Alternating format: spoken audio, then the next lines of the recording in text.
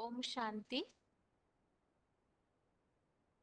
भगवत गीता श्लोक क्लास में आज के टेस्ट के लिए 8वें प्रश्न में से पहले प्रश्न का उत्तर, जो कि हमने कल रिवीजन में शॉर्ट में समझा है, इसमें से आधा टॉपिक बाकी है रिवीजन का। बाकी टॉपिक तो कंप्लीट हो चुका है। एडवांस त्रिमूर्ति कोर्स भी हमने समझा है कि एक व्यापी परमपिता शिव का रथ शंकर और प्रैक्टिकल में पार्ट बजाते हैं, तो उनकी शास्त्रों के हिसाब से भी पहचान क्या है। सबसे पहले आज के टेस्ट में भगवान सर्वव्यापी नहीं है, इसके लिए टॉपिक वाइज श्लोक बताइए। आपको जो जो श्लोक याद है, कोई भी एक टॉपिक, जैसे कि भगवान इस सृष्टि पर दिव्य जन्म लेते हैं, पहले से मौजूद नहीं है, इस प्रसंग में क्या श्लोक बता सकते हैं वो बताइए। या तो जैसे विभूति योग में हुई गलत फहमी, इस प्रसंग में कौन से श्लोक बता सकते हैं। इसके अलावा बहुत सारे टॉपिक है सर्वव्यापी के टॉपिक में, तो उसमें से कोई भी एक टॉपिक में आपको जो श्लोक याद है वो श्लोक बता सकते हैं।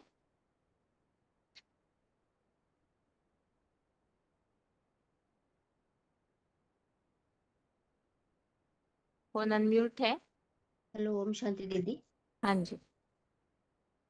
हाँ, पहले प्रमाण के लिए दिव्य जन्म कर लेते हैं। अजपि सन आसन अव्ययात्मा भूतानाम ईश्वर अपि सन प्रकृति स्वम अधिष्ठाय संभवामि आत्मा मना। भगवान तो अजन्मा गर्भ होते हुए भी आत्म शक्ति से प्रवेश कर आत्मा प्रकृति को अपने अंडर करके प्रवेश करते हैं, आत्मशक्ति से प्रवेश करते हैं। और यदा यदा ही धर्म से ग्लानिर् भवति भारत अभ्युत्थानम् अधर्मस्य तदात्मानं सृजामि।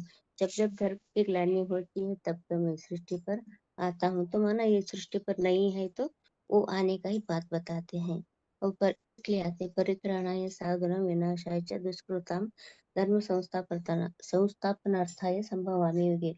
माना साधुओं को रक्षा करने के लिए, दुराचार्यों को विनाश करने के लिए मैं आता हूँ, ऐसा बाबा कहते हैं। और दिव्य जन्म के लिए जन्म कर्म च दिव्य में जन्म कर्म च में दिव्यम एवं यो वेत्ति तत्तः त्यक्ता देहम पुनः जन्म नेति मामेति सो अर्जुन। माना जब भगवान आते हैं तो उनका जन्म भी दिव्य है और कर्म भी जन है। वो कहाँ से आते, माना उस जगह एक बार शरीर छोड़ के जाते तो वापस इस नरक में नहीं आते हैं। और प्रकृष्ट जन्म के लिए तो प्रकृष्ट जन्म भगवान को आते हुए कोई भी नहीं दिखते। इसके लिए न मे विधुः सुरगणः प्रभवम न महर्षि न अहम आदि ही देवानां महर्षिणां च सर्वस्य। माना भगवान को कोई सुरगण देवता हो या महर्षि हो, ज्ञानी हो, कोई महर्षि हो, नहीं जानते, क्योंकि वही आदि, वो सबसे सब प्रकार से वही आदि है, आदिश्वर। और मनुष्य का आश्रय लेते हैं। इसके लिए 9वें 11 का वह जानन्ति महामूढ़ा मनुष्य तन्म आश्रितम परम भावम अजानंत मम भूतम ईश्वर। माना साधारण शरीर में आते ही कोई भी उनको नहीं देख सकते। और प्रवेश करने योग्य के लिए अध्याय 11 में 38 में प्रवेश तुम, ऐसा उसमें भी है, तो वो दिव्य प्रवेश करने योग्य है दीदी। इतने आते दीदी। ठीक है माता जी। तो आगे रोल नंबर बताइए। फोन अनम्यूट है।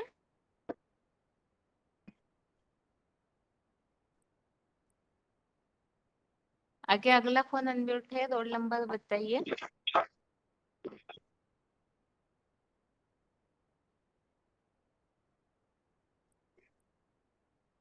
आगे अगला फोन अनम्यूट है, रोल नंबर बताइए।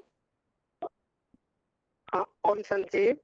हाँ रोल जी। नंबर है 20267 हाँ जी। पुरुष। हाँ जी। प्रश्न क्या था मेरी? प्रश्न ये है, भगवान सर्वव्यापी नहीं है, इस टॉपिक में आपको जो श्लोक याद है कोई भी टॉपिक के, तो वो बताइए। भगवान सर्वव्यापी नहीं है, इसके लिए तो सबसे मुख्य श्लोक है, जैसे कि अध्याय का 7 और 8 श्लोक, जिसने बताया कि जब तक धर्म की गाली होती है, अगर बुद्धि बुद्धि के सामने आता हो, इसे सिद्ध होती है भगवान स्वरूप में ना तो भूत भविष्य और वर्तमान हर समय हर जगह है। अगर इसी है तो फिर इनको क्यों बताया कि जब जब धर्म की ग्लानि होती है, जब भगवान से ही पहले से ही, तो धर्म की ग्लानि पर बात ही नहीं। और दूसरे और चौथा जगह आकर्षण बताया है कि परिचार्य साधन बिना सत्य दुष्कृतम कर्म संस्था था। इसमें भगवान का प्रिय करते हुए के लिखा गया है। अगर भगवान स्वरूप है तो फालतू की रक्षा करना क्या जरूरत है, वो तो है ही। तो वो पहले से ही तो धीरे धीरे और कल्प का लगी प्रभु अवतारा, तो इसको ठीक नहीं होता। तो मैंने अवतार लेते हैं मतलब वो नहीं है, तब तो अवतार लेते हैं। और वो विनाश करने लग जाते हैं। तो मतलब जब भगवान है ही तो दुष्ट का तो सवाल नहीं। और शांति की रक्षा करने से पावना ही नहीं। और चौथा जगह नवा स्वरूप जाता है कि जन्मं कर्मं च निर्दिदवेरं ओमिति तत्वतः त्यक्त्वा देहं पुनर्जन्म नीतिमानुदिशो अर्जुन। इसमें भगवान की दिव्य जन्म की लिखा है। तो जो मेरी दिव्य जन्म को और कर्म को यथार्थ जानता है वो पुनर्जन्म ले लेते हैं। जन्म लेना बना तो पहले नहीं थे, तब तो वो जन्म थे। इसके बाद ये चीज होता है। और एक श्लोक है जैसे कि विभूति योग में दसवाध्याय का 1 श्लोक, जगद विभूति मस्तकम श्रीमद दुचितम योगा सत्व जवाब पश्चतम मामतेह समस्तीय संभव। मतलब इसमें ये आया है जो एक महादेव के एक वजह से ये संसार में जो भी मैंने उद्यावन प्राणी है, बुद्धियुक्त प्राणी है और सिद्ध प्राणी है, वो सब मेरे से ही ये भी उद्या भरा महादेव से ही पुनर्जन्म इनका सम्मान आए। और दक्षिण का जो गोयल श्लोक में आया है अथवा बहुने तेना तीन तेना तवार्जुन विष्णुभ्याम इदं कुटुं एकनिकरण स्थिर जगत। मतलब इसमें जाने से क्या फायदा, जबकि वो एक महादेव अंश से ही जो सब प्राणी ये चीज है। और नवाध्याय चौथा श्लोक में आया है मया ततमिदं सर्वं जगत व्यक्तमूर्तिना मत्थानि सर्वभूतानि नत्थानि सर्वस्थितः। इसमें ये बात हमने ये समझा जैसे कि मैंने मेरी अव्यक्त मूर्ति द्वारा सारा जगत विस्तृत हुआ है। और मेरे में सब है लेकिन मैं सब में नहीं हूँ। और सातवा जगह 12 श्लोक में आया है चैव सात्विक भावा राजसा तमसा स्वये नत्वचि सानुजी नात्वं चेष्टमयि। और जो भी सात्विक राशि तामसी जो भी भाव है वो सब मेरे से उत्पन्न हो जान। और उस मैं उनमें नहीं हूँ लेकिन वो सब मेरे में है। ये बात है, इतना नहीं दिया। ठीक है, आगे जिनका फोन अनम्यूट है रोल नंबर बताएंगे क्या?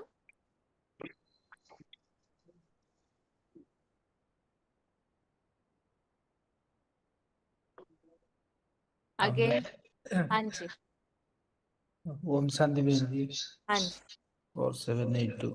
हाँ ये टॉपिक हम बताएंगे भगवान का वास परम धाम में है, सब जगह नहीं।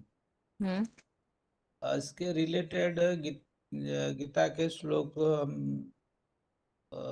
बताएंगे। जैसे 15 का 6, 8 का 21 और 8 का 17 नंबर श्लोक में ये साबित होता है कि भगवान सर्वव्यापी परमात्मा सर्वव्यापी नहीं है, एक व्यापी है। उनका रहने का स्थान एक ही जगह है, ऊपर में जैसे बताया गया है, ऊपर वाला है।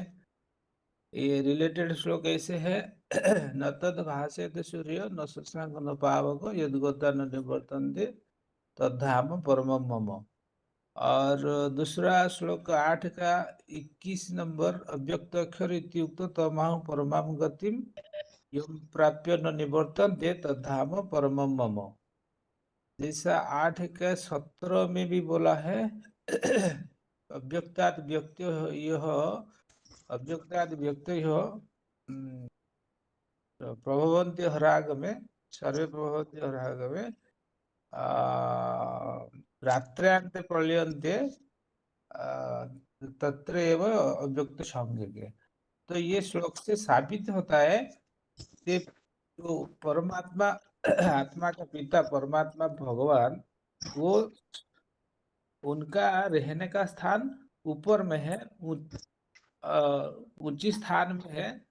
और जिसके लिए बोला है ये श्लोक में कि वो परम धाम निवासी है, जिसको हिंदू लोग कहते हैं कि परम धाम व अव्यक्त धाम ब्रह्मलोक ब्रह्मांड कहा जाता है। दूसरे लोग भी कहते हैं, दूसरे धर्म वाले भी कहते हैं भगवान अर्श में, मुसलमान जैसे कहते हैं भगवान अर्श में रहते हैं, खुदा अर्श में रहते हैं। और अंग्रेज लोग भी कहते हैं सोल वर्ल्ड, खुदा ऊपर में रहता है। और तो गीता में भी और गाते भी है, छोड़ भी दे आकाश सिंहासन इस धरती पर राजा। गाया भी जाता है ऊंचा तेरा धाम, ऊंचा तेरा नाम, ऊंचा तेरा काम। ऊंचे से ऊंचा धाम को हम लोग ब्रह्मलोक भी कहते हैं। अनेक नाम से सभी धर्म में वो भगवान का रहने का स्थान को भी कहा जाए, ऐसे ऐसे कहते हैं, सोल वर्ल्ड वगैरह कहते हैं। भगवान के लिए भी पुकारते हैं पतित पावन आओ। तो जरूर भगवान हम सब सभी में है, तो हम क्यों पुकारेंगे? तो पतित पावन कह करके हम भगवान को बुलाते हैं। तो इससे साबित होता है भगवान सर्वव्यापी, सब में नहीं है, मतलब वो ओमनी प्रेजेंट नहीं, ओमनी पोटेंट है। तो भगवान को भी हम लिबरेटर कहते हैं, भगवान लिबरेटर गाइड कहा जाता है, और उसको दुख हरता सुख करता कहा जाता है। तो मनुष्य सब तो दुखी होते हैं कलयुग के अंत में आकर के, तो सब में क्या भगवान होता है? तो भगवान तो सुख देने वाला है। तो ऐसे ही भगवान को दुख हरता कहेंगे, वो सब में नहीं है, वो एक में है। एक रूप में संसार में एक रूप धारण करके आते हैं, जिसको या पहचान कर हम याद करते हैं, उससे सुख शांति का वर्षा लेते हैं। ठीक है बहन जी। ठीक है, आगे अगला फोन अनम्यूट है।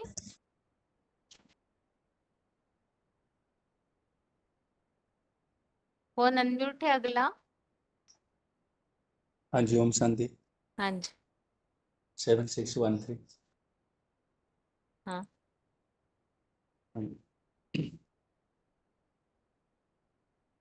भगवान सर्वव्यापी नहीं है, उसका सबसे पहला श्लोक है जो कि बाबा ही खुद बताते हैं, 15 न तद भाष्यते सूर्य न शशांक न पावक यद्गता न निवर्तन्ते तद्धाम परमम्। और उसके बाद जो भगवान वहाँ के तो रहने वासी, लेकिन जब वो धरती पर आते हैं उसके लिए गीता में जो दिव्य जन्म के बारे में बताया है, 4 अध्याय का 9, ऐसे तो 4 अध्याय का 9 में जो जन्म कर्म च मैं दिव्यम, ऐसे तो 4 अध्याय का 9 में डायरेक्ट बताया, लेकिन 4 अध्याय का 6, 7, 8 और 9 में भी बताया है उनका जन्म होता है, मतलब प्रकृति का आधार लेकर वो जन्म लेते। प्रकृति मतलब सृष्टि का जो मुख्य हीरो पार्टनर है, उसका आधार लेकर वो जन्म लेते हैं, जिसका 4 अध्याय का 6 में बताया, अज अपिसन अव्यात्म भूतानाम ईश्वर अपिसन प्रकृति में स्वाम दृष्टा प्रकृति में स्वाम दृष्टा संभवामी आत्मा माया। और 4 अध्याय का 7 में बताया, जब धर्म की ग्लानि होता है वो इस धरती पर वो आते हैं भगवान, उनका प्रकृष्ट जन्म वो लेते हैं। और 8 में भी उसका कर्तव्य बताया कि दुराचारी मन का विनाश और साधु संत की हत्या है, वो सत्य धर्म की स्थापना। उसके बाद भगवान की प्रकृष्ट जन्म बताया, तो प्रकृष्ट जन्म मतलब भगवान सर्वापी नहीं होते, तभी तो प्रकृष्ट जन्म बताया, जिसको गीता में 10 अध्याय का 2 में बताया, न मैं विदु श्रगणा प्रभवम न महर्षया प्रभवम न महर्षया, यहाँ ऐसे बताया है। और मनुष्य का जो तन का आधार लेते हैं, 9 अध्याय का 11 में भी ऐसे बताया है, अवजानति मामूढ़ा मानुषी तनुमाश्रित्यम परम भाव अजानत मम भूत महेश्वरम। तो यहाँ सर्वव्यापी की बात नहीं, जो मनुष्य तन वो सिंगुलर रूप में ऐसे एक वचन में बताया, एक की शरीर का वो आधार लेते हैं, उसमें 9 अध्याय के 11 में ऐसे बताया। और भगवान सर्वव्यापी नहीं, उसके लिए रामायण में बताया कल्प कल्प लगी प्रभु अवतार। तो अवतार लेते मतलब इसी दुनिया में वो पहले से नहीं थे, इससे साबित होता है भगवान सर्वव्यापी नहीं है। दूसरा रामायण का प्रमाण, जब जब वो है धर्म की ग्लानि, बढ़े असुर अभिमानी, तब तब धरि प्रभु मनुष्य शरीरा। और उसके बाद भगवान सर्वव्यापी अगर होते तो फिर हम ऐसे क्यों कहते कि प्रभु दर्शन दो। अगर प्रभु दर्शन दो हम एक बोलते तो भगवान को नहीं जानते, भगवान अगर पास में है तो फिर कौन किसी को दर्शन दे, ऐसे क्यों बोलते हैं। और भगवान अगर सर्वव्यापी होते तो उनका मंदिर मस्जिद वो नहीं बनता है। और भगवान अगर सर्वव्यापी होते मनुष्य दुखी नहीं होते, क्योंकि भगवान तो सुख का सागर शांति का सागर है। ना मनुष्य दुखी होता है ना रोगी होता है। फिर भगवान अगर सब में है तो भगवान का जो गुण है वो सब में होना चाहिए, वो तो नहीं होता है। और मनुष्य इसीलिए जैसे मनुष्य दुष्कर्म करते हैं तो कोई भगवान का गुण नहीं होता है, तो कैसे कहेंगे फिर भगवान सर्वव्यापी है। फिर ऐसे साधारण तो हम ऐसे भी बोलते हैं, भगवान को ऊपर वाला बोलते, नीचे वाला नहीं बोलते। तो जरूर बुद्धि ऊपर में कहीं है ऐसा। और दूसरी बात तो भगवान के लिए ऐसे भी कहा जाता है कि ऊंचा तेरा धाम, ऊंचा तेरा काम, ऊंचा तेरा नाम। तेरा धाम अगर ऊंचा है, तेरा धाम नीचा नहीं है। और भगवान अगर सर्वव्यापी होते तो भूकंप वगैरह ये जो प्राकृतिक आपदे होते हैं वो नहीं होता है। क्योंकि वही भगवान तो वही सुख का सागर शांति का भी सागर है। और आ, भगवान कोई जान सर्वव्यापी की बात को लेकर फिर जैसे भी जानवर में कहते भगवान जानवर आते हैं, तो भगवान अगर जानवर में आते आएंगे तो फिर बात कैसे करेंगे। जैसे हम सबका उद्धार के लिए ज्ञान जरूर चाहिए, ऐसे तो कोई जानवर में आने से वो तो ज्ञान नहीं दे सकते। और 7 अध्याय के 12 में भी वही बताया, न च अहम तेसु ते मयि, मैं उनमें नहीं हुई वो सब मेरे में है। ऐसे 7 अध्याय का 12 में वो बात तो बताया गया।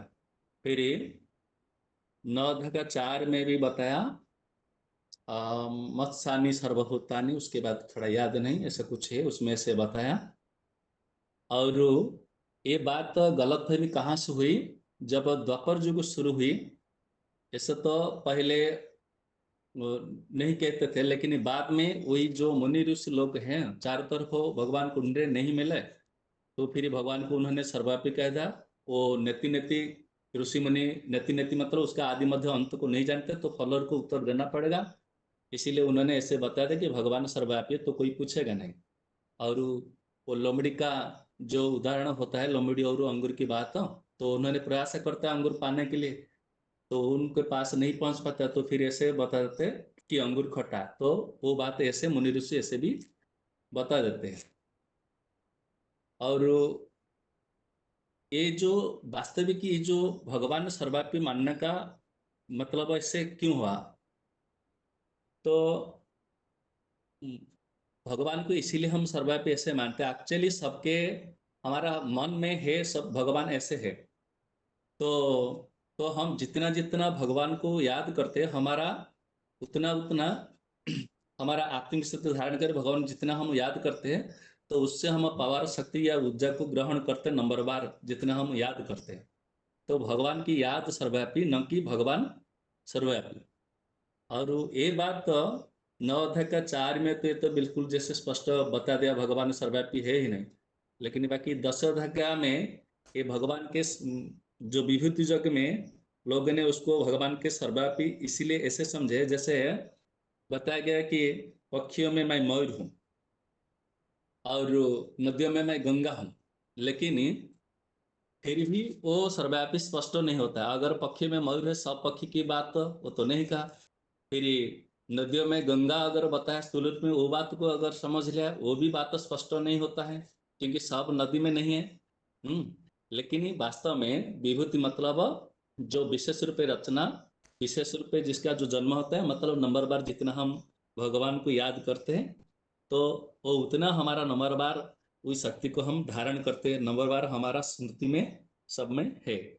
तो हम सब नंबर बार बैटरी वो परमात्मा है जनरेटर, तो जो जितना उनके साथ कनेक्शन रखता है तो उतना नंबर बार वो शक्ति को धारण करता है। तो हमारा याद सर्वव्यापी, लेकिन इसका मतलब ऐसा नहीं भगवान कि सबको के अंदर कोई घुसे हुए। और उसके लिए अपना 18 अध्याय का 61 में भी ऐसे बताया ईश्वर सर्वभूता नाम। जैसे कहते हैं ना, लिटिल लर्निंग इज डेंजरस, अल्प विद्या भयंकरी। तो वो बात को लेकर कोई ऐसे भी लौकिक दुनिया लोग में ऐसा कहते कि ईश्वर सर्वव्यापी है, तो वास्तव में उसमें ऐसे बताया बाद में, ईश्वर सर्वभूतानाम अर्जुन हृदय से तिष्ठति। मतलब नंबर बार हम जितने सब अर्जुन है, तो हमारा सबकी हृदय में वो भगवान है, मतलब वो याद में स्मृति में है। ऐसा नहीं कि हमारा वो शरीर में घुसे हुए है। ओम शांति। कुछ बहुत भी थोड़े हैं। हाँ नहीं, फिर भी ठीक है, अच्छे से बताया आपने शॉर्ट में सारा टॉपिक। ठीक है, आगे अभी फोन अनम्यूट किया जा रहा है। एक तो 21,850 झांसी, 9782 चंद्रपुर, हाँ दीदी, ओम शांति। 14579, ओम शांति। 28322 और 19917। जी ओम शांति।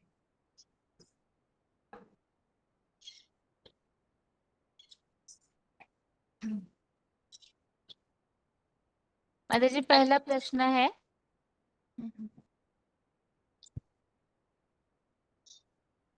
भगवान की याद सर्वव्यापी है, इसके लिए कौन सा श्लोक बता सकते हैं?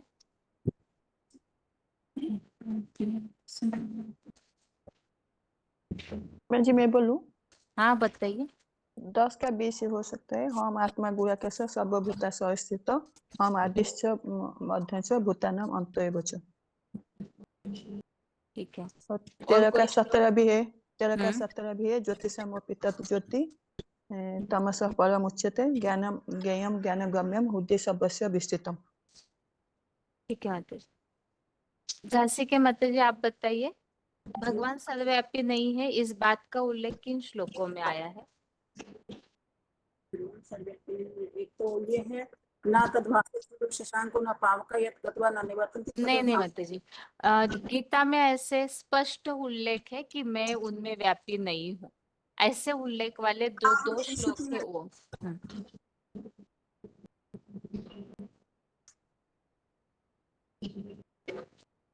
हम बताएं? है ना, नाम तेषुति में। हाँ दीदी पूरा नहीं आता मैं। ठीक है, बताइए जलगांव के माता जी। ये चैव सात्विका भावा राजसा तामसा च मत एव इति तान विद्धि न तु अहम तेषु ते मयि। और गीता का चौथा मया नौवा का चौथा मया ततमिदं सर्व जगत अव्यक्त मूर्तिना मस्तानि सर्वभूतानि न च अहम तेषु अवस्थिता। माना मैं उनमें नहीं, वे सब मुझ में हैं।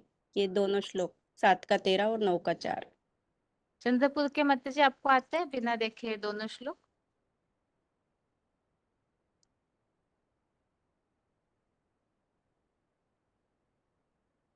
नाइन 9782 माता जी आपको आएगा क्या बिना देखे बताने ये श्लोक?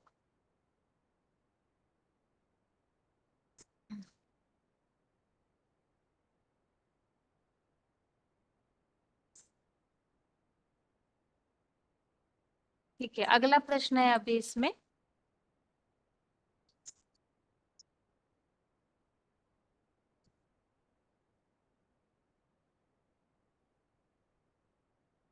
भगवान को कोई भी नहीं जानते, इस प्रसंग में श्लोक बताइए। दीदी 4 का ना। मैं बताइए, बताऊं बहन जी? भगवान को कोई भी नहीं जानते। एक मिनट 4 माता जी।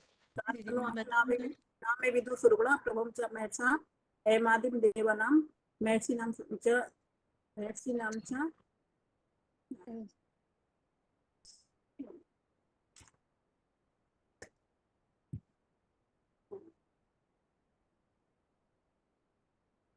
ठीक है माता जी।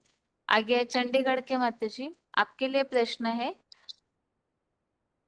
वास्तव में भगवान सर्वव्यापी नहीं है, इसीलिए साधु सन्यासी भी दर्शन की अपेक्षा रखते हैं। श्लोक बता सकते हैं?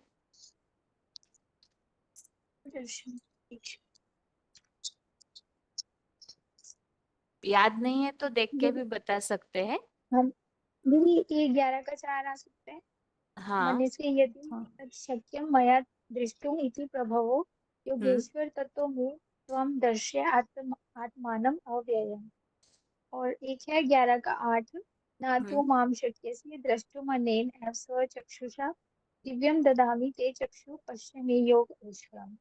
मतलब हम भगवान को दिव्य चक्षु से देख सकते हैं, इन स्थूल आंखों से नहीं देख सकते। ठीक है माता जी, 11 का 3 भी है बहन जी। बताइए। एवं एतत् यथार्थ त्वम् आत्मानं परमेश्वर द्रष्टुम् इच्छामि ते रूपम् ऐश्वर्यं पुरुषोत्तम। ठीक है माता जी। अभी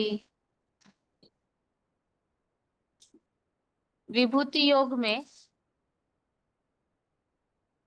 कौन से ऐसी गलतफहमी है जिस कारण से भगवान को सर्वव्यापी मान लिया गया है? 10 का 21 बहन जी। वैसे तो विभूति योग में जो जहां भी मैं हूँ ऐसे बताया मैं हुआ है। हाँ, बस उस टॉपिक को थोड़ा सा बताइए माता जी, किस कारण से और कैसे गलतफहमी हुई? मैं बताऊंगी भी। बताइए। दीदी विभूतियों में जैसे बोला है ना कि मयूर, पक्षियों में मैं मयूर हूँ, नदियों में गंगा हूँ, जानवरों में सिंह हूँ। मतलब उन्होंने समझ लिया कि वही है, मतलब जैसे गंगा को ही पति पावनी मान लिया, लेकिन वो तो पानी की गंगा है, पानी की गंगा से तो कोई पावन नहीं बन सकते। अभी तो उससे तो हमारा शरीर ही धुलता है, आत्मा तो पावन नहीं बनती। वो तो ज्ञान से ही पावन बनेगी, ज्ञान को ही जल बोला है, तो वो कहाँ से मिलता है? भगवान से। तो भगवान जो है उनकी सही याद से जो एक व्यापी, तो उसके बारे में बताया कि ये जो विभूतियां, ये तो विभूतियां हैं। विभूतियां माना विशेष रचना, विशेष रचना माना कोई इनको भगवान ने विशेष रूप से नहीं रचा। इन्होंने जब भगवान धरती पे आते हैं पुरुषोत्तम संगम योग में, तो जिन्होंने जितनी जितनी याद के द्वारा अपनी बैटरी को भरा है, वो विभूतियां बनती, इसलिए उनका अलग से गायन है। लेकिन ये भगवान नहीं है, विभूतियां भी भगवान नहीं है। फिर तो विभूतियां भी बहुत है, अनेक है, फिर तो भगवान सर्वव्यापी मतलब हो जाएंगे। एक व्यापी कैसे होंगे? एक व्यापी के लिए तो उनके एक स्वरूप को जो है उसको जानना है। ठीक है। हाँ ठीक है माता जी। जलगांव के माता जी और 9782 9782 माता जी, अभी रिस्पांस नहीं दिया आपने एक बार भी। हाँ दीदी, ये ना नेटवर्क ही नहीं है इधर। अच्छा ठीक है माता जी, ये प्रश्न है अभी आप दोनों के लिए भी कि विभूतियां जो है वो भगवान की याद योग ऊर्जा से पैदा हुए हैं, इसके लिए कौन सा श्लोक बता सकते हैं? ये 10 का 21 आएगा दीदी। क्या मन श्लोक है? प्रश्न फिर से दीदी। प्रश्न ये पूछा है कि विभूतियां जो है उनमें वास्तव में भगवान व्याप्ति नहीं है, बल्कि भगवान की याद की शक्ति व्याप्त है। इस बात को स्पष्ट करने के लिए कौन सा श्लोक है? 10 का ये 41 दीदी। 20 है। हम्म 10 का 20। अहम आत्मा गुणाकेश सर्वभूता भूतशय स्थितम् अहम आदिश्च मध्यम च भूतानाम अंत एव च। ये होगा। और ठीक है। बाकी विभूतियों के लिए खास प्रश्न पूछा है, ये तो सभी प्राणी मात्र की बात नहीं, विभूतियों के लिए खास श्लोक बताया हुआ है 10वें अध्याय में। 41 बताइए माता जी। इसका 16 यते दीदी, यते 10 यत विभूतिमत 16 नहीं माता जी, श्री 41 से 41। 41 भी है, 42 भी है। 42 भी है। जलगांव के माता जी बताइए। यत यत विभूतिमत सत्वं श्रीमत ऊर्जितम् एव वा तत तत एव अवगच्छ त्वं मम तेजो संभवम्। माना ये 32 ऐश्वर्य भी। श्रेष्ठ बुद्धि युक्त ऊर्जा युक्त ये बैटरी है। माना हम भगवान से बैटरी रूप में तैयार हुए, योग ऊर्जा से उत्पन्न हुए, हम अंश है सारे भगवान के। विभूतियां माना श्रेष्ठ। 42 भी आएगा ना दीदी 10 का। 42 में कोई एक खास टॉपिक बताया जाता है, कोई बता 42 सकते हैं 42 श्लोक किस प्रसंग में बताते हैं? दीदी हम बताएं। मतलब वो बोल रहे। ये हाँ जी बहन जी। इस विषय में बता सकते हैं कि जो विभूतियां हैं, विभूतियां माना विशेष विशेष रूप से ऊर्जा उत्पन्न की हुई हस्ती, जो भगवान से याद करके, भगवान से एक व्यापी याद करके अपने ऊपर, अपने अंदर विशेष रूप से शक्ति भरते हैं, वो जो पावर लेते हैं, जिसे जैसे आत्मा रूपी बैटरी में वो अपने अंदर पावर भर लेते हैं, और इसीलिए उनको विभूतियां माना जाता है। अर्जुन ये चाहता था ना कि हमें, वो कहता था कि हमें सारी विभूतियों का वर्णन कीजिए, तो भगवान उन्हें बता रहा है कि तूने इन सारी विभूतियों को जानने से तुझे क्या प्रयोजन, तूने एक को जान लिया तो सब कुछ तुझे मिल गया। माना एक भगवान अगर मिल गया तो सारे संसार की कुछ इच्छा नहीं रखनी चाहिए। 21,850 माताजी 10 का 42 श्लोक किस प्रसंग में बता सकते हैं, स्पष्ट कीजिए।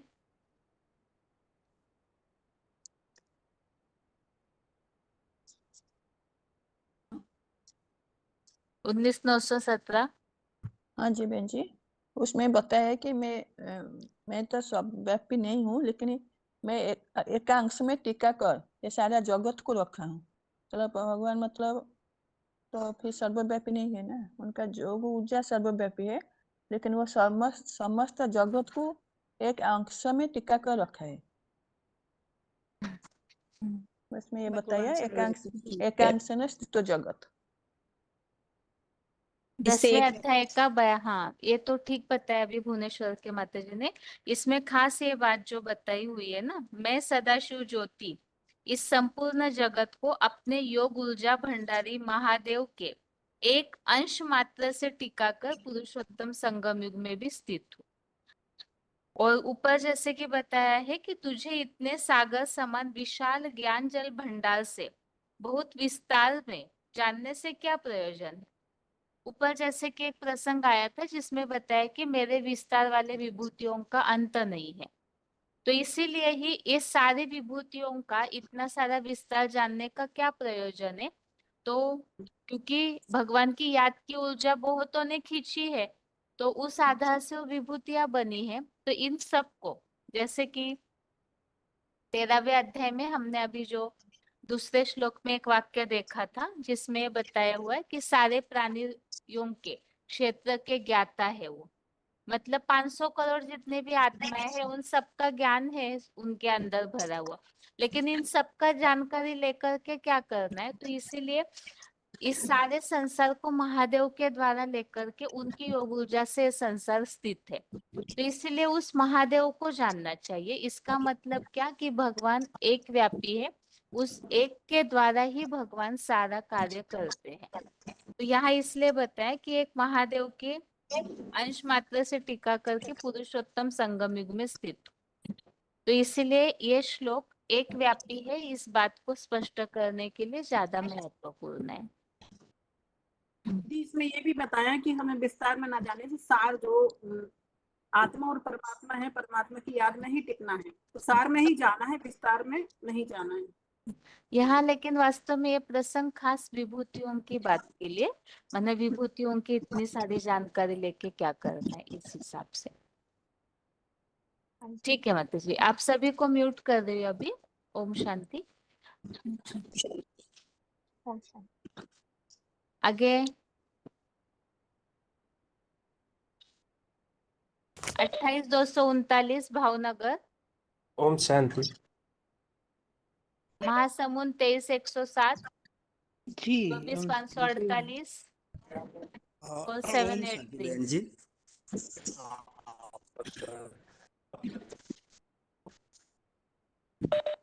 हैदराबाद।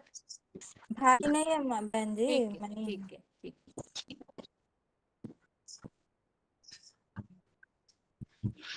सबसे पहला प्रश्न है आपके लिए कि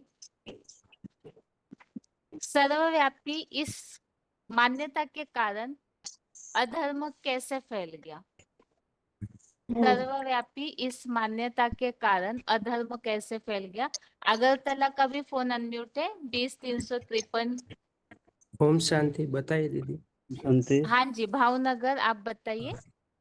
हाँ, क्योंकि सर्वव्यापी के मान्य अधर्म इस तरह से फैल गया क्योंकि बुद्धि की एकाग्रता जो होनी चाहिए वो नहीं हुई तो बुद्धि बिखर जाती है। तो बुद्धि बिखरने के कारण जो शक्ति है वो क्षीण होती है और उसके कारण तमो प्रधान बुद्धि बन जाती है। तो बुद्धि भी एकाग्र नहीं होती है।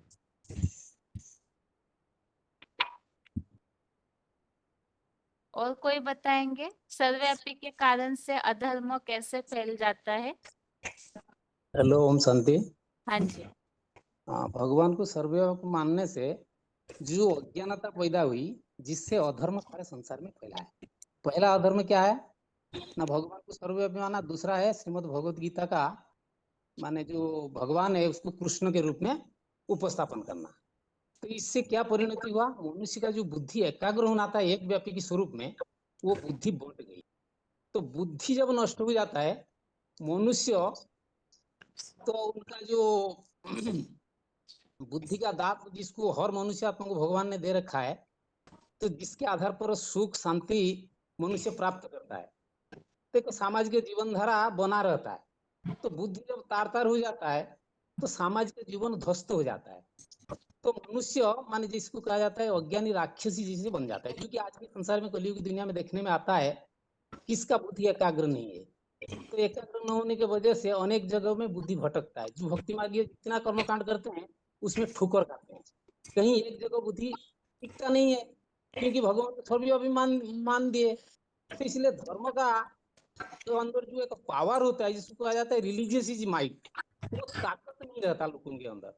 जब ताकत नहीं रहा तो सुख शांति ये प्रेम पवित्रता जो मिलती है तो शक्ति के अंदर ही समाया होता है। वो शक्ति नहीं रहा तो मनुष्य एकदम बेगर जैसे बन जाता है।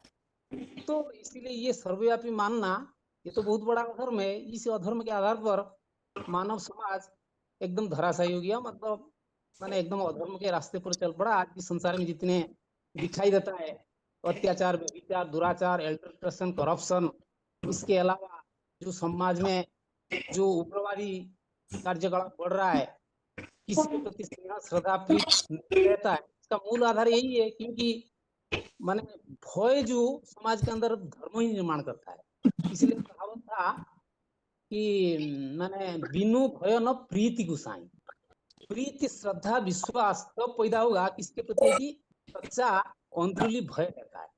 तो भगवान इस धर्म के धारणा के आधार पर मनुष्य के अंदर एक भय पैदा करते हैं। वो भय समाज में नष्ट हो गया। जितना आज अधर्म व्यभिचार लुक है उसके अंदर ना समाज के प्रति, ना नियम कानून के प्रति, ना किसी उच्च व्यक्ति के प्रति उनके मन में थोड़ा सा भी जरा भी भय नहीं है।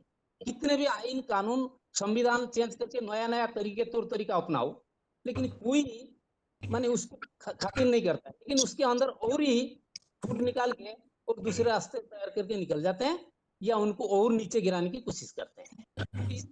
आज के संसार में देखने आता है कलयुग दुनिया में।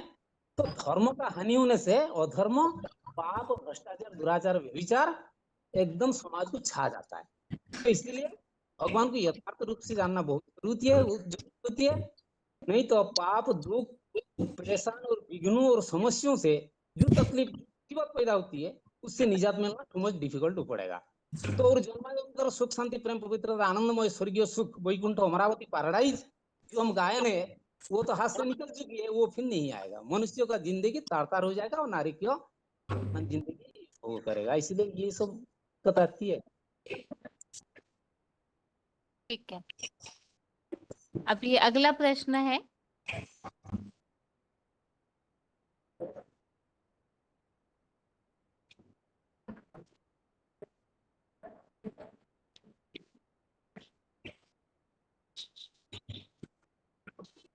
प्रकृति के जो तत्व है उनमें भगवान का वास नहीं हो सकता है, ये बात कैसे स्पष्ट करेंगे? अगरतला आप बताइए। अगरतला से जिनका फोन अनम्यूट है आप बताइए। प्रकृति के 5 तत्वों में भगवान नहीं हो सकते, कैसे स्पष्ट करेंगे? क्योंकि भगवान तो जन्म मरण के चक्र में नहीं आते। तो हाँ जी आप बताइए। क्योंकि भगवान तो जन्म मरण के चक्र में नहीं आते, तो भगवान जन्म चक्र में नहीं आते तो वो जो प्रकृति है तो उसको प्रकृति इंद्रियों भी नहीं है, तो वो प्रकृति के आधार नहीं लेते हैं। प्रकृति के आधार लेते हैं लेकिन प्रकृति में वो लगन नहीं रहते हैं। तो प्रकृति भगवान का जो जन्म मरण चक्र में न्याय है। इसके लिए तो श्लोक में भूले क्या दीदी? हेलो,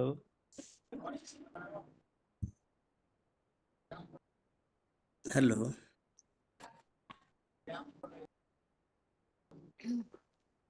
24,548 आप बताइए। हाँ जी, बताता हूँ।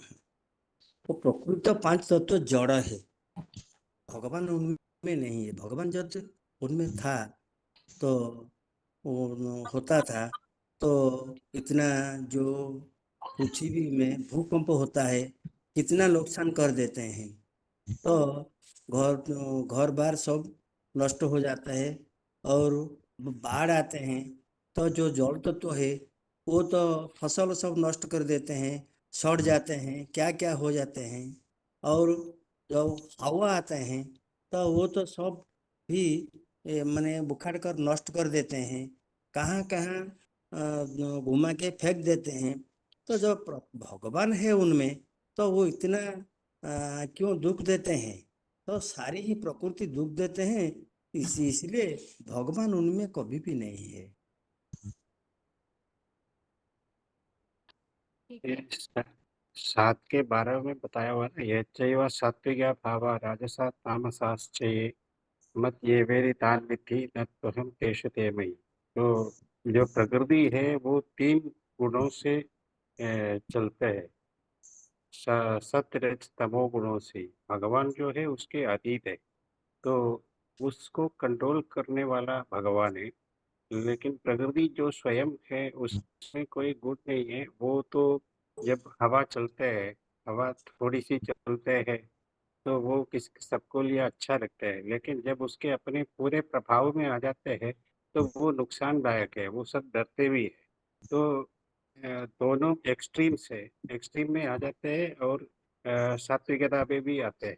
तो उसको कंट्रोल करके रखना वो मन बुद्धि का काम है। तो भगवान जो है वो बुद्धिमानों का बुद्धि है, तो उसको कंट्रोल करने के लिए भगवान के पास जो शक्ति है वो आत्मिक शक्ति, वो किसी और में नहीं है। तो आत्मा जो है वो हमेशा रहते हैं, भगवान हमेशा रहते हैं, लेकिन शरीर जो है वो विनाशी है। वो अगर कुछ दे भी दिया तो अल्पकाल की है, ये मैं समझता हूँ। ठीक है, आगे अगला प्रश्न ये है, शंकर शिव समान निराकारी बनते हैं, इसके लिए श्लोक बताना है। सबसे पहले 24,548 आप बताइए।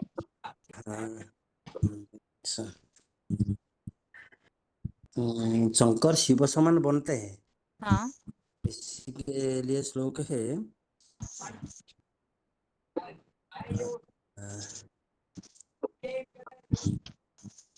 शिव समान बनते हैं, क्या श्लोक? ठीक है, आप सोचिए तब तक। हाँ हाँ, भावनगर याद है। मया तदम इदम सर्वम जगत अव्यक्त मूर्तिना मतस्थानि सर्वभूतानि न तेषु अवस्थित।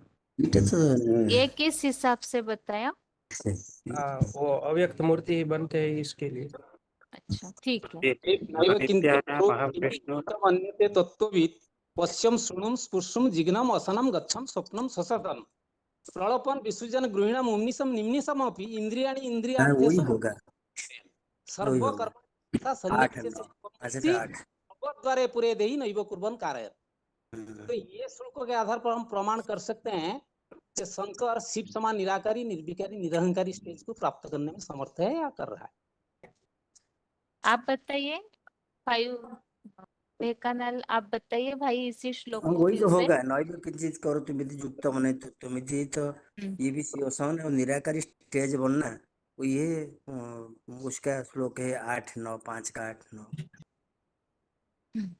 ठीक है, भावनगर आपको ये श्लोक का उच्चारण आता है पूरा? मैं बता दूं पूरा? बताओ दीदी, ऐसे बिना देखे बताइए।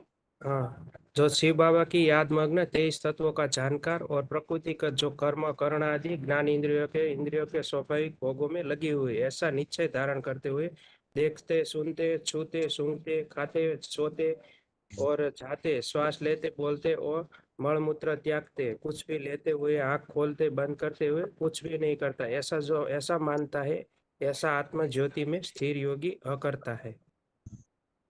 हाँ, आप बताइए 24548 इस श्लोक को बताइए एक बार। श्लोक बताता हूँ। नैव किंचित करोतुमिति युक्तो मने तत्त्वविद् पश्यन् श्रवण स्पशन जिन्हन अच्छन अस्नन गच्छन श्वसन सपन प्रलपन विज्ञन गुह्यन उनिशन निमिशन इंद्रियाणि इंद्रियस्थ वर्तन्ते धारयन्।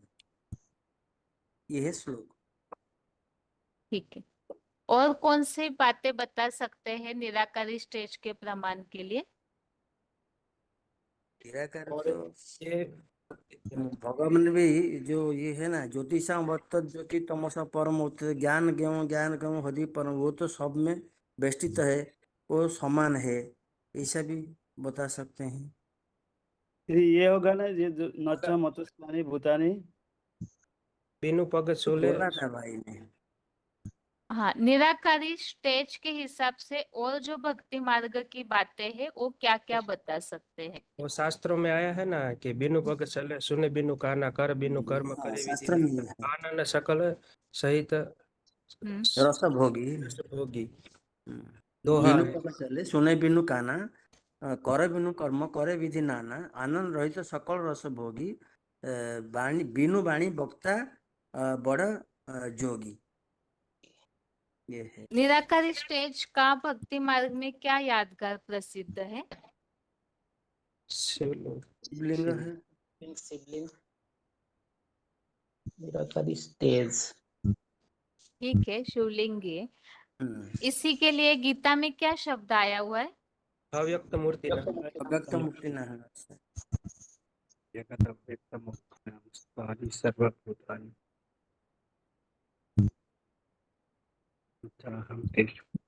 अभी एक प्रश्न और है कि जो अव्यक्त मूर्ति ना ये यादगार है या शिवलिंग जो यादगार है और शंकर के लिए ही ये कैसे स्पष्ट करेंगे?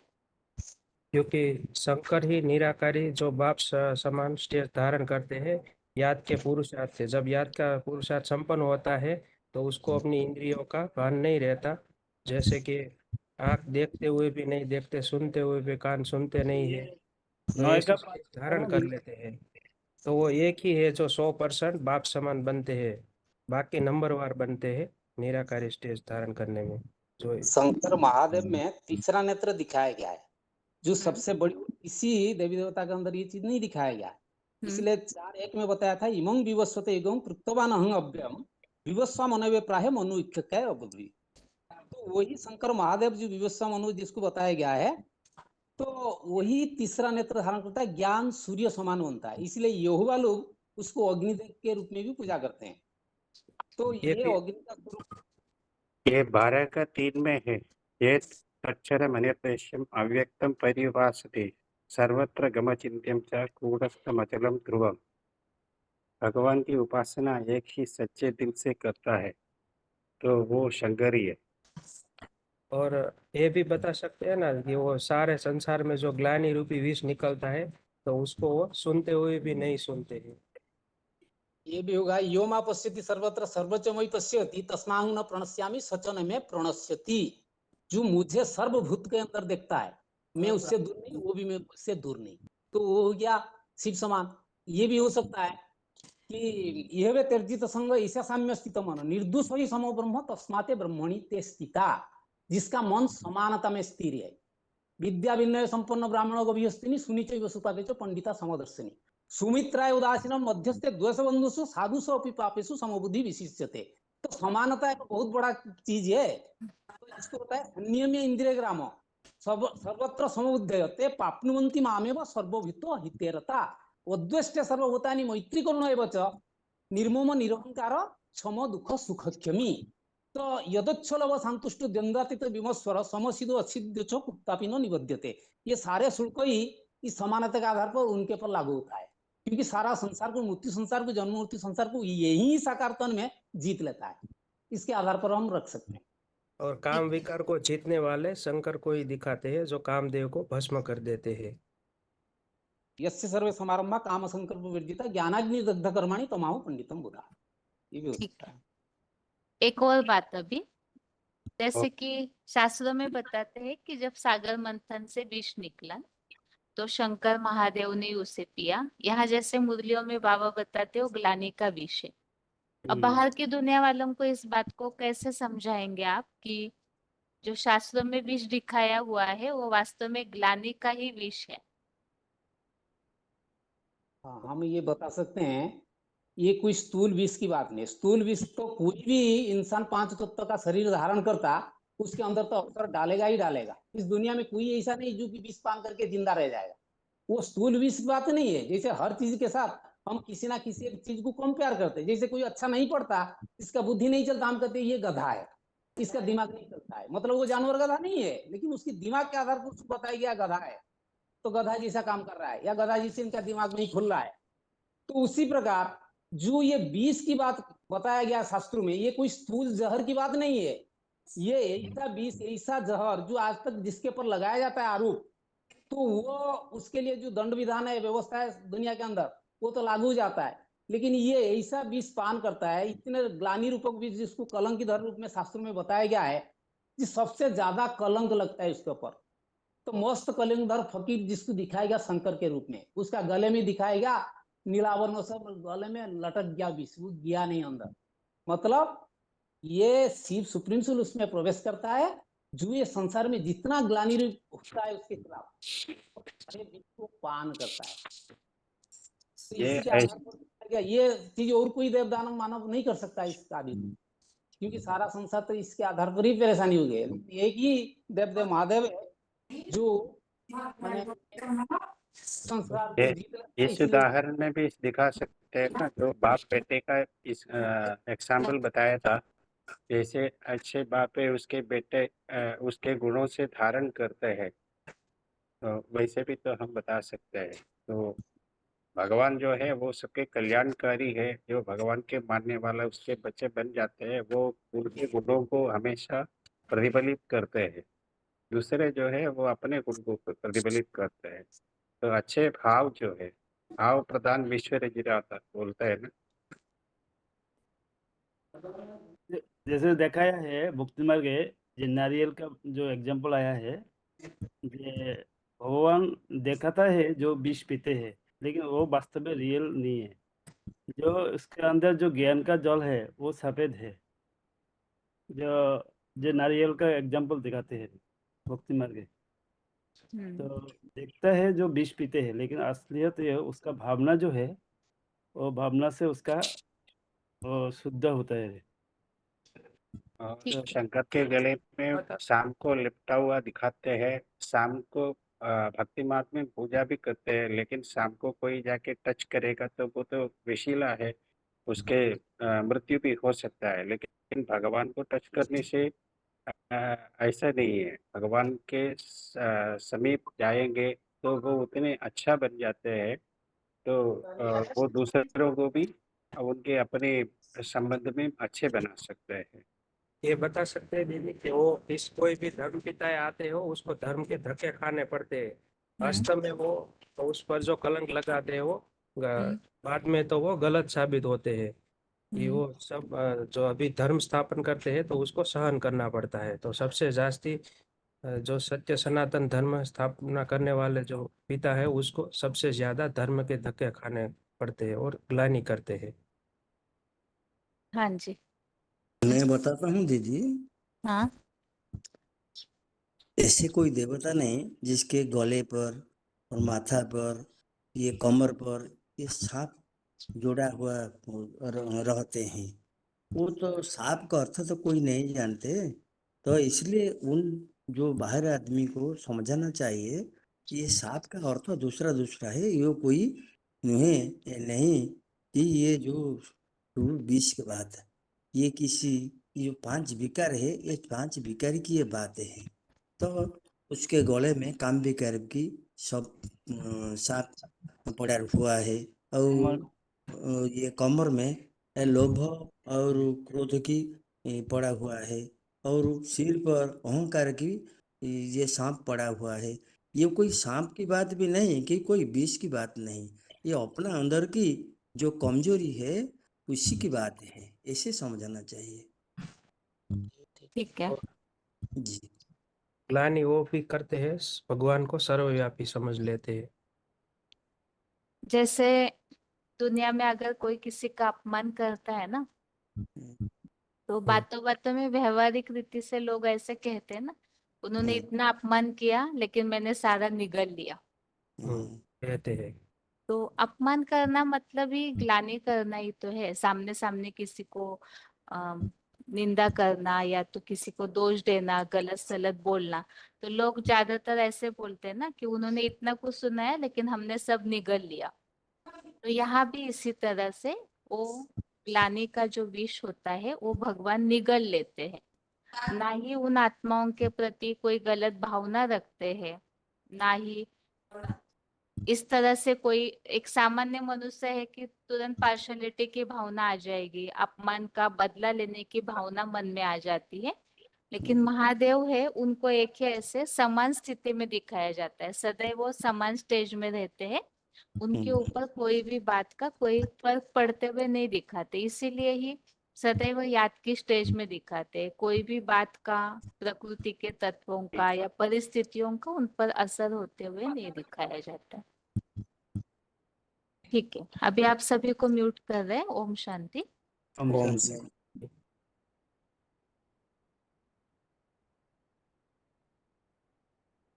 डायल नंबर से जो जुड़े हुए हैं वो ध्यान दीजिएगा अपने फोन पे, फोन अनम्यूट किए जा रहे हैं उनके, और रोल नंबर बताते जाइए साथ ही साथ जिनका भी फोन अनम्यूट हो रहा है। डायल नंबर से जो भी जुड़े हैं अपने फोन के आवाज पर ध्यान दीजिए और रोल नंबर साथ में ही बताइए फोन अनम्यूट होते ही। ओम शांति दीदी 14389। ओम शांति बहन जी 5494। 14389 5494। 5494। आगे 230। हेलो, टू जो बता रहे थे, क्या बता रहे थे? 29,669 मधुबन रोड। 29,669। हाँ, आगे बताइए। और हेलो शांति दीदी। हाँ जी 29030 करावल नगर मधुबन। ठीक है। और कोई अनम्यूट है क्या?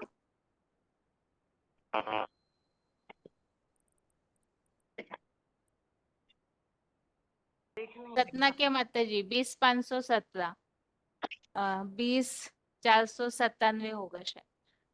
सतना के माता जी फोन अनम्यूट है, रोल नंबर एक बार बताइए अपना। हेलो ओम शांति बहन जी। हाँ, रोल नंबर बताइए माता जी। 20497 सतना मधुबन। ठीक है, अभी प्रश्न है आपके लिए। माता जी आप बताइए, सतना के माता जी। जी। भगवान का इस सृष्टि पर दिव्य जन्म होता है, कौन सा श्लोक बताएंगे? ये वाला 8 का 7 है बहन जी। 8 का 7। यदा यदा ही वो तो गिलानी। 4 का 7 8 बताइए। 4 का 7। ये बिना देखे आता दीदी हमें। बताइए। यदा यदा ही धर्मस्य ग्लानि भवति भारत अभ्युत्थानम् अधर्मस्य तदात आत्मानं सृजाम्यहम्। जब जब धर्म की गिलानी होती है तब परमात्मा इस धरती पर आते हैं और नहीं, भगवान को कण-कण में व्यापक कर देते हैं। तो भगवान से रहा नहीं जाता, भगवान इस सृष्टि पर आते हैं और स्वयं अपना परिचय देते हैं कि मैं कण-कण में व्यापक नहीं हूँ, मैं तो ऊपर से आता हूँ। इसलिए तुम तीर्थ यात्रा पे भी जाते हो, चारों धाम जाते हो, फिर भी ऊपर की ओर आप याद करते हैं। जब कोई दुख पड़ता है, कुछ भी होता है, तो कहते हैं हे ऊपर वाले अब मुझे बुला ले। तो क्यों कहते हैं आखिर ऊपर है ना, इसीलिए बुलाते हैं कि ऊपर वाले मुझे ले बुला लो। और परित्राणाय साधूनां महताय च दुष्कृतां धर्म संस्थापनाय संभवामि युगे युगे। तो भगवान हर युग में नहीं आते, वो तो कलयुग के अंत में आते हैं और साधु सन्यासियों की रक्षा के लिए और दुष्टों को दंड देने के लिए भगवान इस धरती पर आते हैं। ये बिना देखे दीदी मैं बता रही ठीक है हूँ। माताजी। रोहतक के माताजी 9 का 11 भी है दीदी। बस बस बस, और भी तो लोगों के फोन अनम्यूट है। रोहतक के माताजी। हाँ दीदी। रोहतक, हाँ माताजी। माताजी आप बताइए, हाँ हाँ भगवान सर्वव्यापी है, इसका अर्थ क्या है? भगवान को भगवान सर्वव्यापी मानना, सर्वव्यापी है, इसका मतलब क्या? भगवान को सर्वव्यापी मानना। मत दो है। भगवान को सर्वव्यापी मानना मतलब संग के रंग पे जब द्वापर युग से धर्म कथाएं आते हैं तो बता देते हैं भगवान कहीं नहीं मिलता, तो कहते हैं कि भगवान मेरे में है, तेरे में, मतलब सब में बता देते हैं। कहते हैं कि अंगूर पत्ते सर्वव्यापी का मतलब सब चीज में भगवान को देखते हैं। और आजकल हिंदुओं में भी कहते हैं भगवान कण कण में है, मुसलमानों में भी कहते हैं भगवान जर्रे जर्रे में है।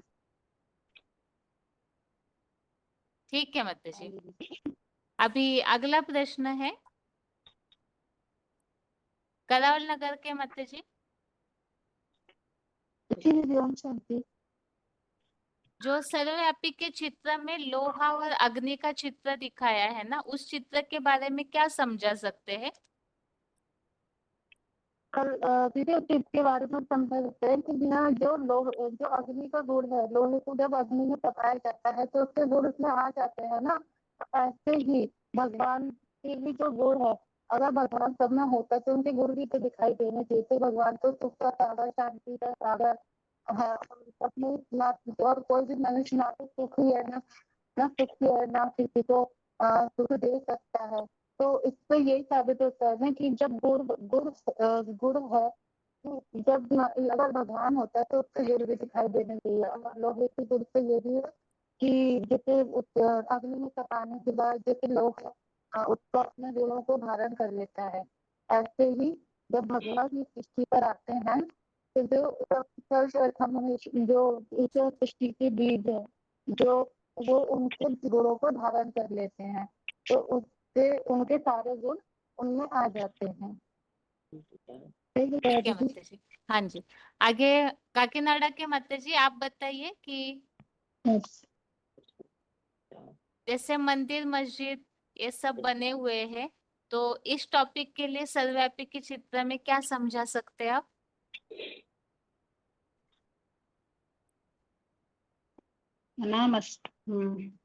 भगवान सर्वव्यापी है तो मंदिर मस्जिद वो क्यों बनाते हैं? मतलब भगवान सब जगह है, चराचर जगत में हर जगह में है, तो मंदिर में जाने का जरूरत है क्या है? भगवान के लिए अलग से स्थान बनाने का जरूरत क्या है? मतलब दूसरों तो एक दूसरों को आपस में पूजा करके संतुष्ट हो सकते हैं, एक तो देख करके संतुष्ट हो सकते हैं, फिर अलग से क्यों बनाते हैं, ऐसे बताइए। ठीक है। अभी अकोला के माताजी आपके लिए प्रश्न है, परमपिता का जो साकार रथ है महादेव, वो प्रैक्टिकल में इस सृष्टि पर है, इस बात को कैसे समझाएंगे?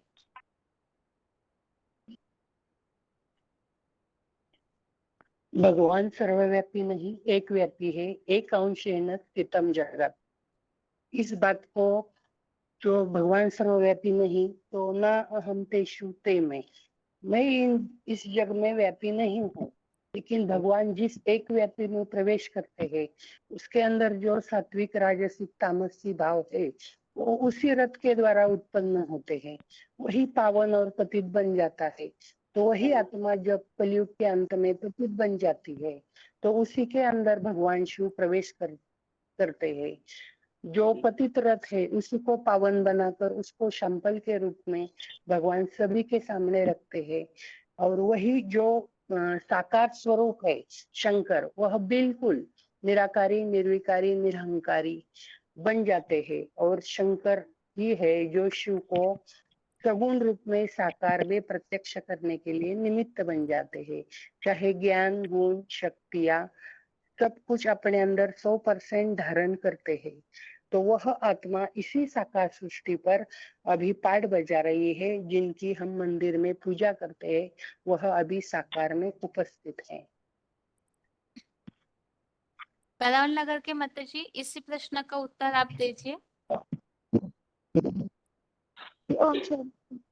एक बार फिर से दीदी प्रश्न।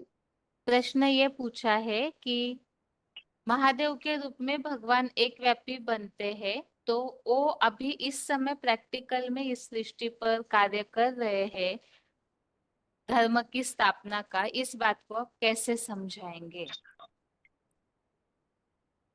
यहाँ हम इसको ऐसे भी समझा सकते हैं दीदी कि जब भगवान इस सृष्टि पर आते हैं, कि परम पिता परमात्मा शिव जब इस सृष्टि पर आते हैं तो अपना एक मुकर्रर रथ जिसमें प्रवेश करते हैं, जो इस समय शंकर का पाठ बजाते हैं, वो जो निराकारी तेज है, जब भगवान के सभी गुणों को अपने अंदर ही समा लेते हैं, निरंकारी, निरहंकारी, निर्विकारी, ये सारे गुण उनमें होते हैं, तो वो इस समय शंकर के रूप में जो पाठ बजाते हैं, धीरे अच्छे से नहीं करता। Hello hello. हाँ जी।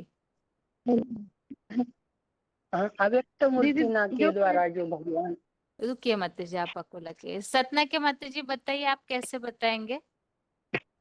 हेलो बहन जी, क्या क्या बताना है?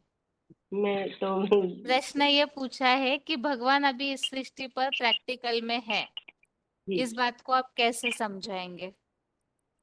ऐसे समझाएंगे कि भगवान इस सृष्टि में है, गीता का भगवान इस सृष्टि पर आकर के और गीता ज्ञान दे रहे हैं, और साकार तन के द्वारा गीता ज्ञान दे रहे हैं भगवान, तो इस सृष्टि में मौजूद हैं, इसीलिए तो गीता ज्ञान दे रहे हैं।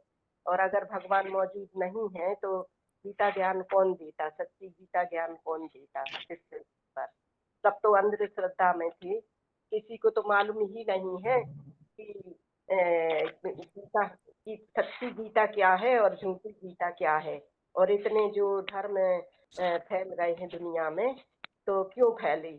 इसीलिए तो फैले कि भगवान इस धरती पर मौजूद नहीं थे, इसलिए तो इतने सबने अपना अपना वो निकाल लिया, किसी ने अपना कुरान निकाला, किसी ने बाइबल निकाला, सबने अपना अपना वो निकाल लिया। अगर ये सब पता होता कि भगवान इस धरती पे है तो इतनी भूल क्यों होती, ये सब भूल क्यों होती? इसलिए भगवान इस धरती पे है तो भगवान ही सच्ची ज्ञान दे रहे हैं, सच्ची गीता ज्ञान हम बच्चों को दे रहे हैं, इसलिए हम लोग बता सकते हैं उनके लिए। आपको लगे माता जी बताइए, आप क्या बोल रहे थे? भगवान जिसमें प्रवेश करते हैं वह अव्यक्त मूर्ति न बन जाते हैं। तो उस अव्यक्त मूर्ति के द्वारा भगवान अभी पहले स्थापना का कार्य करते हैं। जो भी आत्माएं अभी इस ज्ञान को उठा रहे हैं, वो आत्मा रूपी बैटरी जिनकी चार्ज हो रही है, वो नए धर्म स्थापना के अर्थ कार्य कर रहे हैं। तो जब स्थापना का कार्य संपन्न हो जाएगा तब यह प्रत्यक्ष हो जाएगा कि भगवान अपना कार्य ज्ञान और योग के द्वारा कर रहे हैं। ठीक है, प्रैक्टिकल में पाठ बज रहा है ज्ञान और योग द्वारा। काकीनाडा के माता जी। हाँ जी माता जी आप गीता बताइए। गीता एक मिनट, प्रश्न अलग है। प्रश्न ये है कि शास्त्रों में क्या प्रमाण मिलते हैं भगवान जिस गांव में या यूपी में ही पाठ बजाते हैं, इसके लिए शास्त्रों में क्या प्रमाण मिलते हैं?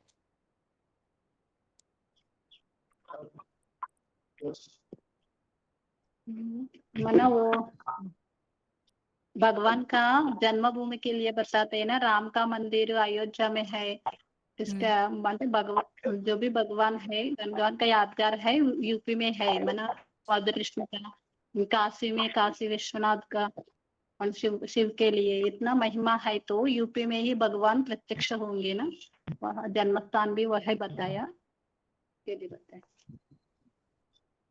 और ठीक कुछ है बताना माता जी। है? हाँ ठीक है माता जी, ठीक ठीक है। आपको म्यूट कर रहे हैं अभी सभी को। ओम शांति। ओम शांति।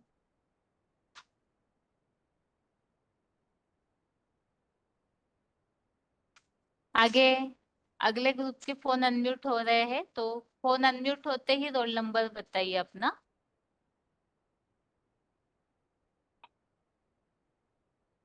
हाँ ओम शांति बहन जी। Roll number 5183 TV. आगे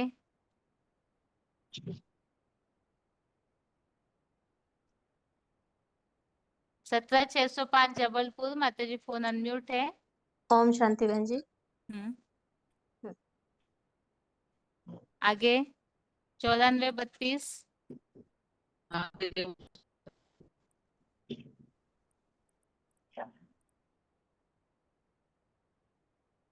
8924। माता जी फोन अनम्यूट हुआ है आपका भी।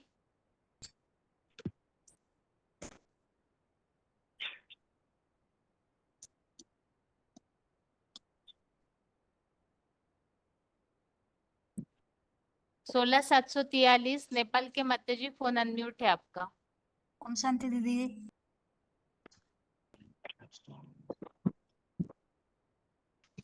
11124 नारायणपुर।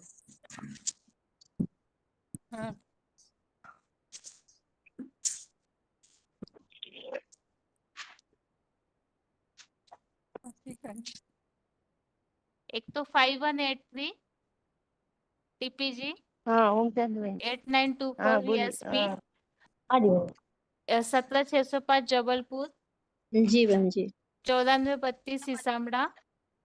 11124 नारायणपुर। हाँ ओम और शांति। 16743। ठीक है। अभी प्रश्न है 5183। माता जी आप अगर आप बता सकते हैं तो बताइए। हाँ, ओम शंकर शांति बहन जी। महादेव अजन्मा है, इसका अर्थ क्या है? महादेव अजन्मा माना अजन्मा है, अजन्मा अर्थात क्या? मतलब गर्भ से जन्म नहीं लेते हैं। हाँ अव्यक्त मूर्ति माना शरीर में रहते भी अव्यक्त स्टेज में रहते हैं, निराकार स्टेज में। अजन्मा इस शब्द का अर्थ अजन्मा। मन जन्म मरण चक्र में उनका जन्म मरण चक्र में नहीं आता है। ठीक है। आगे धनगढ़ी के माता जी अपना रोल नंबर बताइए, अभी जिनका फोन अनम्यूट हुआ है। जी 26 में नहीं आता है। एक मिनट माता जी, 26 क्या बताए? एक मिनट टीपीजी के माता जी। 26 326। 26 326। ठीक है। हाँ बताइए टीपीजी के माता जी। माना नीचे अनिश्चित जन्म में नहीं आता है। ठीक है। 16743 माता जी आप बताइए। शंकर अकर्ता है, अकर्ता इसका मतलब क्या है? शंकर अकर्ता है क्योंकि सब इंद्रिय होते हुए भी इंद्रिय को कुछ भान नहीं। रुकिए माता जी, एक एक को सभी को घूम के फिर से राउंड आएगा। एक इंद्रिय मिनट। होते हुए भी इंद्रिय को कुछ भान नहीं है। उसको रामायण में आए है बिनु पग चले चल सुने बिनु गाना, बिनु कर्म करे करे बिनु नाना, आनंद रही सकल रस भोगी, वक्ता बिना मुख वक्ता बर जोगी। है ना, वो सब इंद्रिय होते हुए भी इंद्रिय है ही नहीं। उसको धड़ काटा ये काटा तो शिव धड़ बचा ना, इसलिए उसको शिवलिंग रूप दिखाए है। कोई भी इंद्रिय को रस नहीं लेता है। इंद्रिय वो शरीर होते हुए भी वो शरीर से अलग, मन बुद्धि से शरीर से अलग है। ठीक है माता जी। 9432 माता जी आप बताइए। शंकर अभोक्ता है, इसका मतलब क्या? दीदी कर अभोक्ता इसलिए है कि वो कर्म होते हुए कोई भोग नहीं भोगते हैं, ना कि कानों से कोई बात सुनते हैं, ना आंखों से देखते हैं, ना मुख से कोई ऐसी बातें बोलते हैं। मतलब शरीर होते हुए भी कोई भोग नहीं भोगते हैं, ना तो कर्म ज्ञानेंद्रियों से, ना कर्म इंद्रियों से, इसलिए अभोक्ता बोलते हैं। जबलपुर के माता जी। जी बहन जी। अजन्मा, अभोक्ता, अकर्ता, इन सब बातों को हमने क्यों समझा था सर्वव्यापी के इस एक व्यापी के टॉपिक में? क्योंकि जैसे परमपिता परमात्मा सुप्रीम सोल निराकार जो अजन्मा अभोक्ता करता है, तो शंकर की भी शिव समान ही स्टेज बन जाती है ना। उसका भक्ति मार्ग में जन्म मरण भी नहीं दिखाते हैं उसको, और स्वर्ग के सुख भोगते हुए भी नहीं दिखाते हैं, और जन्म मृत्यु से भी नहीं दिखाते हैं, उसके कोई माँ बाप भी नहीं दिखाते हैं। तो जब वो शिव समान बन जाते हैं तो शंकर को ही मतलब अजन्मा अकर्ता और अभोक्ता मतलब कहा जा सकता है, क्योंकि वो भी तो शिव समान ही बन जाते हैं ना, जिसके लिए कहा गया है कि बिनु पग चले सुने बिनु काना, और कर बिनु कर्म करे विधि नाना, और आनंद रहित सकल रस भोगी, और बिन वाणी वक्ता वर्जोगी। तो मतलब वो कर्म करते हुए भी कुछ भी नहीं करते हैं, जैसे शिव तो वो कुछ कर्म करते नहीं है, जैसे शंकर के से प्रेरणा से ही काम करवाते हैं ना, तो उनके ऊपर कोई भी पाप भी नहीं लगता है, क्योंकि वो तो निराकार है और वो समर्थ भी है। ऐसे शंकर भी उन्हीं के समान जब बन जाते हैं तो अभोक्ता, अकर्ता और अजन्मा कहलाते हैं। ठीक है। 8924 माता जी आप बताइए, साकार को जानना क्यों जरूरी है? निराकार तो सर्वशक्तिवान है, वो सब कुछ कर सकते हैं, फिर साकार को जानना क्यों जरूरी है? साकार को मना, जैसे भगवद गीता के 12वें अध्याय के 12वें श्लोक में बताया, नहीं 5वें श्लोक में बताया ना, क्लेशर दीक्षर तेषाम, मना कि निराकार को जानने से कठिनाई होती है, और उसके बाद भी, और निराकार को प्राप्त करना भी कठिनाई से होती है, और दुख पूर्वक प्राप्त होते हैं। लेकिन यदि निराकार को ही साकार में यदि हम पहचानेंगे तो हम भगवान को अच्छी तरह से पहचान पाएंगे, क्योंकि जन्म जन्मांतर हमने देह को देखा है और देह के संग के रंग में ही आए हैं। तो साकार का रंग हम आसानी से ले सकते हैं, और उनको मना हम अपनी आंखों से, दृष्टि से, नेत्र से और कानों से सुन सकते हैं, उनको जान सकते हैं। तो इसलिए भगवद गीता में भी आया है कि क्षेत्र क्षेत्रज्ञो ज्ञानम, मतलब क्षेत्र का ज्ञान बहुत जरूरी है। जो क्षेत्र है उसको बताने वाला भी क्षेत्रज्ञ है, जो कि भगवान शिव है, जो कि उनके बारे में आकर हमको जानकारी देते हैं। और प्रैक्टिकल रूप में भी जानना जरूरी है कि वो कहाँ पर आए हैं, किस तरह प्रैक्टिकल में वो पार्ट बजा रहे हैं, जिसके बारे में भी भगवद गीता के 13वें अध्याय के 13वें श्लोक में भी आया है। ठीक है। अभी 11-124 और धनगढ़ी के माता जी, आप दोनों के लिए प्रश्न है, साकार और निराकार इन दोनों में किसका महत्व ज्यादा है? नारायणपुर और धनगढ़ी, आप दोनों में से बताइए। हाँ, साकार जब निराकार है तो उसको कोई बात कर नहीं सकते, उसको तो कोई कुछ करना नहीं होता ना। जब साकार में आते हैं तभी उसको सब कर्म करना पड़ता है, और वो साकार का ही प्रैक्टिकल में जो एकाग्र होता है उसके ऊपर ही बुद्धि एकाग्र हो जाती है, इसलिए साकार को ही मान्यता जरूरी है। फिर एक जब निराकार है वो तो इसको मालूम नहीं का कौन कौन किसको याद करना पड़ता है, तो साकार में ही उसको जरूर सबको बुद्धि में आता है। तो ये साकार को ही मान्यता है कि उसके द्वारा ही जब निराकार काम करते हैं तो निराकार साकार को ही जरूर मान्यता होगा, इसलिए साकार को ही बुद्धि एकाग्र करना पड़ता है। धनगढ़ी की माता जी आप बता सकते हैं, साकार और निराकार इनमें किसका महत्व ज्यादा है? हाँ जी दीदी। अब निराकार तो ज्योति बिंदु शिव है और निराकार को ही सिर्फ याद करने से हमारी आत्मा को मुक्ति ही सिर्फ मिलती है। जीवन मुक्ति में जाने के लिए तो हम निराकार से साकार को याद करना पड़ता है। इसीलिए बाबा ने बताया कि निराकार जो शिव है, शिव को निकाल दिए तो अगर तो सभी बच जाते हैं, सब माना ही मुर्दा। तो मुर्दा को याद करने से तो कुछ फायदा नहीं है, इसलिए निराकार से साकार को ही याद करना है। तो हम मनुष्य आत्माओं का सद्गति होता है। इसीलिए गीता में भी दिया है 10 का 1, 2, 3 अध्याय में भी क्षेत्र और क्षेत्रज्ञ का ज्ञाता। यह क्षेत्र माना अर्जुन का शरीर रूपी क्षेत्र और क्षेत्रज्ञ माना निराकार शिव। ये दोनों को जानना ही जरूरी है। ठीक है। रामायण का कोई एक उल्लेख हमने देखा था, हिसामड़ा के माताजी और टीपी जी के माताजी। साकार और निराकार उन दोनों का भी महत्व बराबर ही है, तो इसके लिए रामायण का कोई उल्लेख हमने समझा था। हिसामड़ा और टीपी जी। कल्प कल्प लगी प्रभु अवतार हम सब बहुत संमत केलं दीदी। क्या हिसामड़ा के माताजी रिपीट कीजिए आप अपनी बात को।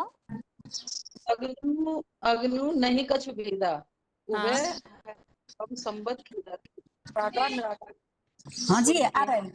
और इसके अलावा धनगढ़ी के दीदी माताजी आप बता सकते हैं? हाँ दीदी मैं बताऊं, बताइए बताइए। सगुणे अगुणे नहीं कछु भेदा उभय संभव खेदा। हाँ ये तो है ही। इसके अलावा शंकर और शिव। हाँ बताइए माताजी। साकार साकार और आदम खुदा नहीं, खुदा के साकार नूर और से निराकार एक दूसरे को पूरक है। एक बिना ये तो पुराने में है। सिर्फ एक से नहीं चलता है और साकार के बिना निराकार भी कुछ कर नहीं सकता। निराकार ज्योति आकर दीवाल में टपक के कुछ काम नहीं होगा। साकार को भी रथी चाहिए, रथ को रथी चाहिए, रथी को रथ चाहिए। दीदी ये दुईटा आपस में पूरक है, एक के बिना दूसरा कुछ नहीं कर सकते हैं। दीदी ये भी है, आदम खुदा मत कहो, आदम खुदा नहीं, लेकिन खुदा के नूर से आदम जुदा नहीं।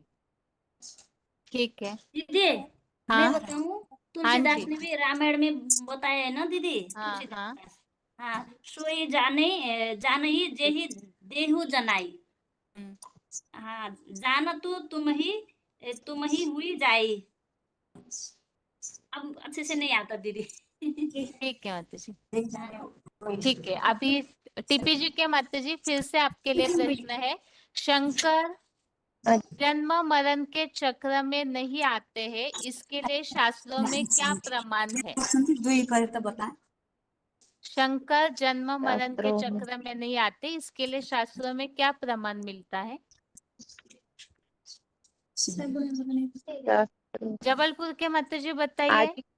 जी बहन जी, भक्ति मार्ग में ये नहीं दिखाया है ना, शंकर के माता पिता को नहीं दिखाया है। ये तो जन्म की बात हो गई। और हाँ मृत्यु के लिए? मृत्यु के लिए भी उनको कहते हैं ना कि काल के पंजे से छुड़ाने वाला अकाल मृत्यु, मतलब कहते हैं वो कौन सा मृत्युंजय व्रत वो करते हैं, मंत्र का जाप भी करते हैं ना, कहते हैं कि वो काल के पंजे से छुड़ाने वाला है, तो उसको अकाल तख्त क्या तो कहते हैं। उसके 10 के 32 में आया है कौन सा श्लोक, कालोस्मी। मृत्युंजय भी बोलते हैं ना बहन जी। मृत्युंजय भी कहते हैं। ठीक है हाँ मृत्युंजय भी कहते हैं। और बहन जी ठीक है इतना ही आ माताजी। रहा है। अभी आगे नारायणपुर और धनगढ़ी माताजी आप दोनों के लिए प्रश्न है। महादेव जो है वो अकर्ता है, तो इस बात के लिए शास्त्रों में क्या प्रमाण मिलता है? मतलब उनका कोई भी कर्म अकर्म बनता है, उनके कर्म का पाप नहीं बनता है, इसके लिए शास्त्रों में क्या प्रमाण मिलता है? नारायणपुर और धनगढ़ी आप दोनों में से कोई भी बताइए। इसमें तो बिना पग चले बिना क्या बोलते हैं, ये तो नहीं आता पूरा दीदी। नहीं नहीं अकर्म अकर्म बनता है, वो कुछ भी करे लेकिन उनको उसका उनके ऊपर पाप नहीं चढ़ता है, इसके लिए चढ़ता है बिना। ऐसे समारंभ है ना दीदी, ऐसे लोग में भी तो है ना। हाँ आपको बहुत अच्छे से हिंट दिया है वास्तव में। नारायणपुर के माताजी बताइए। अच्छा शंकर अभोक्ता है, इसके लिए क्या बताएंगे? धनगढ़ी और नारायणपुर। शंकर कोई भी कर्मों का भोग नहीं भोगते हैं। श्लोक बताना है ना वो श्लोक 5 का बताइए, श्लोक आता है तो। किंचित करोमि पश्यन्। ठीक है, और कर्म वीएसपी के करते माता हुए जी आप बताइए। जैसे 1 मिनट रुकिए दीपी जी के आते जी। वीएसपी के माता जी, अकर्ता के लिए कौन सी बात बता सकते हैं शास्त्रों की?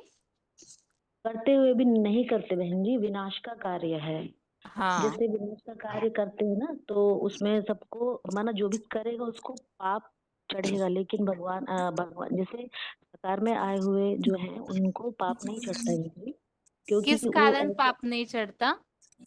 वो उसके लिए बोला है ना बहन जी, क्योंकि वो ऐसी आत्मिक स्टेज बना लेते हैं, इस स्थिति में पहुंच जाते हैं शिव समान की करते हुए भी नहीं करेंगे, मतलब कार्य को करते हैं लेकिन उन पर पाप पुण्य का कोई असर नहीं होता है, उसका फल उनको नहीं लगता है, क्योंकि वो इतनी ऊंची आत्मिक स्टेज में पहुंच जाते हैं। ठीक है, हिसामड़ा के माता जी आप बताइए, शंकर अभोक्ता है, इसके लिए क्या प्रमाण है? शंकर कोई भी प्रकार का भोग नहीं भोगते हैं। बताइए। शंकर के लिए तो अब जो आवाज नहीं आ रहा है, फोन दूर रख के बात कर रहे हैं माता जी। लैपटॉप से ऐसे आती है, कभी आती कभी नहीं आती। अच्छा हाँ बताइए। शंकर के लिए तो अब निराकार शिव जो प्रवेश करते हैं तो उसकी बात का ही बात है दीदी, कि कोई भी लेपचेप नहीं लगता है उनको, जो भी कर्म करते हैं जैसे गलानी रूपी 20 पावन करने से भी उनको ज्यादा जो कलंक लग रही है उसको भी जितना गलानी हो, फिर शिव ज्योति शंकर में जो प्रवेश किए हैं वो सारा पी लेते हैं, तो उसको कोई असर नहीं होता। और देवताओं में भी देव महादेव कहा जाता है, उनका ही तीसरा नेत्र दिखाई जाता है। तो वह क्या करते हैं कि सनातन धर्म का जब स्थापना करते हैं तो जास्ती गलानी होती है, तो वह गलानी रूपी विष भी वो ढेर सारा धक्का खाते खाते भी वो गलानी रूपी विष का कोई भी असर नहीं पड़ता है। वह धर्म स्थापना के लिए धक्के तो खाते हैं लेकिन कोई असर नहीं पड़ती है। ऐसा कोई भी देवता नहीं है कि सारे सांपों उनके गले में, हाथों में, कमर में लिपटी हुई है, तो वही महादेव शंकर ही है कि जो भी विषैले सांप जैसे मनुष्य आत्माएं हो, वह सारे के सारे शंकर वाली आत्माओं को परेशान करते हैं, गलानी रूपी विष देते हैं, लेकिन उनको कोई भी असर नहीं पड़ती है, वह निराकार शिव समान बन जाते हैं याद के स्टेज में रहते ठीक हुए। है माता जी, वैसे अभोक्ता के लिए काम जीते जगत जीत, ये बात खास बताई जाती है हाँ दीदी हाँ। शास्त्रों में। काम जीते माना विकारों का कोई भी प्रकार का भोग नहीं भोगते, वो हाँ जी अभोक्ता हाँ है। स्वर्ग हाँ, में नहीं इंद्रिय का। दिखाते, सुख नहीं भोगते हैं। हाँ जी, इंद्रिय होते हुए भी कोई भोग नहीं भोगता है। कर्मों ठीक में है मतलब। समभाव का भी हो सकता है बहन जी, अकल ठीक, जानकारी हाँ कर्मों में समभाव। हाँ जी घृणा नहीं जी, करते वो किसी को। एक हाँ जी। चौपाई देखिए, सुनाओ दीदी। हाँ बताइए। धीरे धीरे धीरे बोलो। ती काया कित है मनसा भयो किसान, पाप पुण्य दो बीज हैं, बोवे सो लेवे विधान। अर्थ ये है दीदी, मानव का शरीर कर्म क्षेत्र है जिसका मन ज्ञान है, पाप पुण्य दो बीज हैं, जैसा जो होता है वो उसी प्रकार का फल प्राप्त करता है। मतलब ये है कि मनुष्य जैसा कर्म करता है उसी के अनुसार फल पाता है। दीदी ये नया ठीक है चौपाई का। ठीक है मतलब। वैसे तो हाँ बाबा बोलते हैं जो बातें बाबा ने बताई है मुरली में उसे को ही हमें लेना चाहिए। बाकी कुछ कुछ भक्ति मार्ग की बातें अच्छी तो होती है, लेकिन फिर उसे वेरीफाई कौन करेगा कि वो सही है या गलत है? हाँ क्योंकि दीदी भक्ति मार्ग में बहुत सी बातें ठीक हो भी सकती है, लेकिन जब तक बाबा उसे न बताए तब तक हम वो कहाँ तक उसका अर्थ सही है वो कैसे बता पाएंगे ना? ठीक है दीदी। ठीक है। ओम शांति। म्यूट किया है वैसे पहले से ही और माताओं को। ठीक है, अभी एक लास्ट ग्रुप केवल 2-3 मिनट के लिए अनम्यूट किया जाएगा। ओम शांति। ओम शांति। दीदी एक मिनट और भी फोन अनम्यूट किए जा रहे। ओम शांति। हाँ जी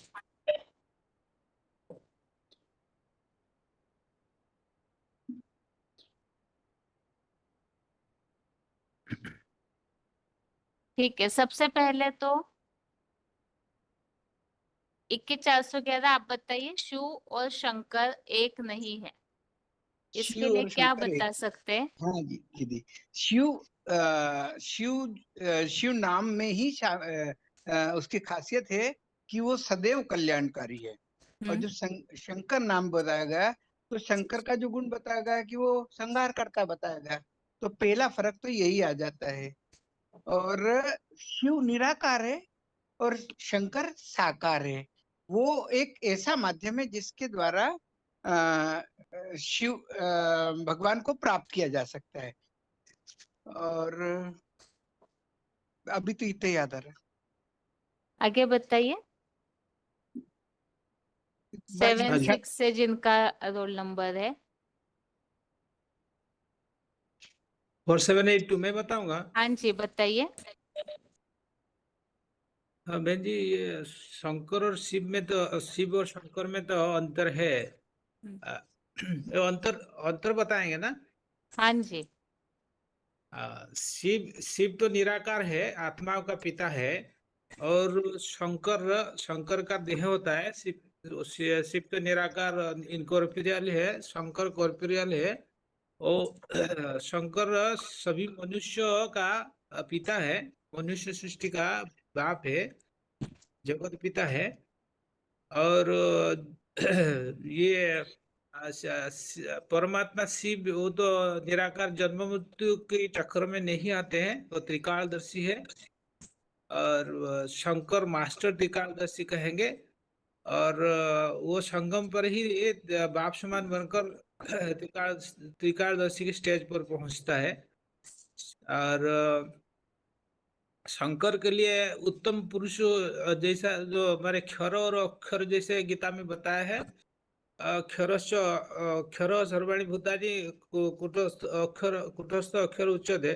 जैसे दो प्रकार की आत्माएं हैं सृष्टि पर, एक क्षर है और दूसरा क्षर है। लेकिन क्षर आत्मा, मनुष्य आत्मा है तो क्षर सब होते हैं, परमपिता शिव तो अक्षर है।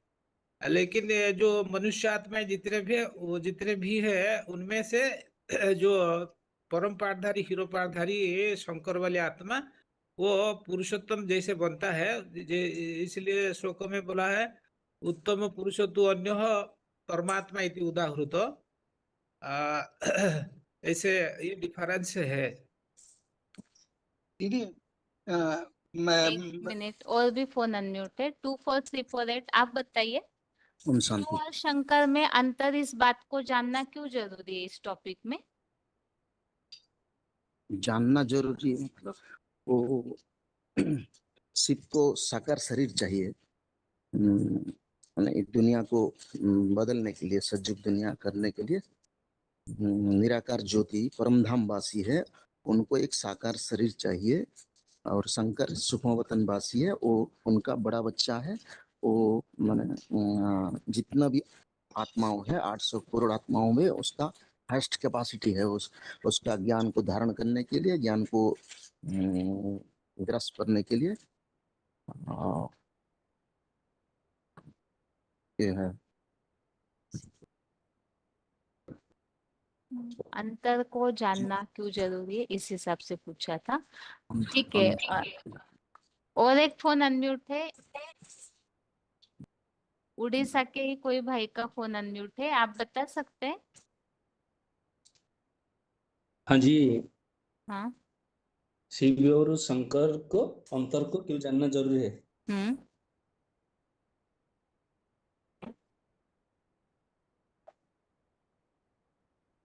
अंतर, एक तो निराकार है, एक तो साकार है। तो उसको तो एक ही रथ द्वारा कार्य होता है। रथ तो एक है, आत्मा उसमें दो है। एक मनुष्य सृष्टि का मुख्य पाठधारी आत्मा, और वो सब आत्मा का एक तो बाप है। और अंतर जी 13 अध्याय श्लोक को ले सकते हैं। जैसे 13 अध्याय के 1-2 बताया है जो क्षेत्रो क्षेत्रज्ञो इदम शरीरम कौन्तेय क्षेत्रमित्य भिद्यते एतत् यः व्यतीतं प्राहु क्षेत्रज्ञम इति तद्विदः क्षेत्रज्ञ इति तद्विदः। तो ये क्षेत्र और क्षेत्रज्ञ ये दोनों को जानना बहुत जरूरी है। जैसे गीता में बताता है कि इनको जानने से हमारा क्या होता है गति सदगति सब कुछ ही हमको मुक्ति जीवन मुक्ति सब कुछ ही मिल जाता है। इसीलिए बताया दोनों श्लोकों में ये होगा। हाँ ठीक है, ये भी प्राप्ति के हिसाब से। और जी ये बता सकते हैं हाँ कि दोनों को ही मतलब जानना ही यही सच्चा ज्ञान है। और हम जैसे हम याद करते निराकार को साकार में याद करते और निराकार को साकार में याद करना यही सही है, जिसके लिए गीता में जैसे 12 अध्याय का शायद 1 में से पूछा अर्जुन ने कि निराकार सगुण और अगुण में जो याद करना कौन सा श्रेष्ठ है। उसमें भगवान उत्तर देते हैं कि दोनों को याद करना यही सही है, ऐसे बताया गया। और वही निराकार को साकार में याद करने से ही हम चरित्रवान बन सकते हैं। ना सिर्फ निराकार को याद करना सही है, ना सिर्फ साकार को याद करना सही है, ऐसे है। और ठीक है, बताइए 21411। दीदी परमपिता शिव जो है, शिव का तो एक ही संबंध है, वो है वो परम पिता है और सारी आत्माएं उसके बच्चे हैं। और ये शंकर के लिए जो वो जगत का पिता है, तो जगत पिता है तो सारे संबंधों से सारे संबंध से ही संसार का संचालन करता है। तो जिसको जिस रूप में देखना होता है उस रूप से वो देख पाता है। तो जो सुख और की जो अनुभूति होती है, वो सुख की अनुभूति तभी होगी जब वो साकार होगा। तो इसलिए उसको दोनों का भेद करना जरूरी है कि एक बार के लिए समझने के लिए यूं भेद करने की नहीं जरूरत है, लेकिन सिर्फ समझने के लिए ये जरूरी है कि शिव अलग है और शंकर अलग है। जब दोनों ये स्टेटस क्यों मिला? क्योंकि भगवान जब इस सृष्टि में आते हैं तो जब सारा संसार दुखी होता है, तो इस शंकर नामधारी जो है शंकर चरित्र, मतलब शंकर चरित्र को वाले व्यक्तित्व को उठाते हैं और उसके जरिए से सारे संसार का कल्याण करते हैं। इसलिए ये समझना जरूरी है, नहीं तो कि धर्म के धक्के खाते रहेंगे और धर्म के धक्के खाते चूंकि भगवान को नहीं यथार्थ नीति नहीं पहचान पा रहे हैं, इसलिए इधर उधर भटकते रहते हैं, दुखी होते रहते हैं, दुखी करते रहते हैं। इसलिए इसको समझना बहुत जरूरी है दीदी। शंकर ही शिव समान इक्विवेलेंट बनता है, इसीलिए डिफरेंस जानना जरूरी है। वास्तव में प्राप्ति के हिसाब से भी क्योंकि बिना निराकार परमपिता शिव के शंकर का महत्व नहीं है, तो इसीलिए ही उस साकार के द्वारा कार्य करने वाला कौन है ये भी जानना जरूरी है।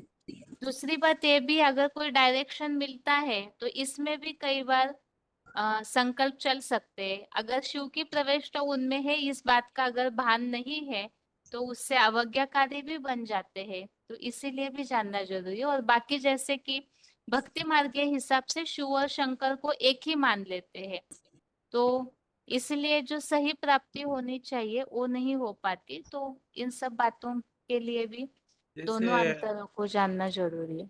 हाँ तो जी।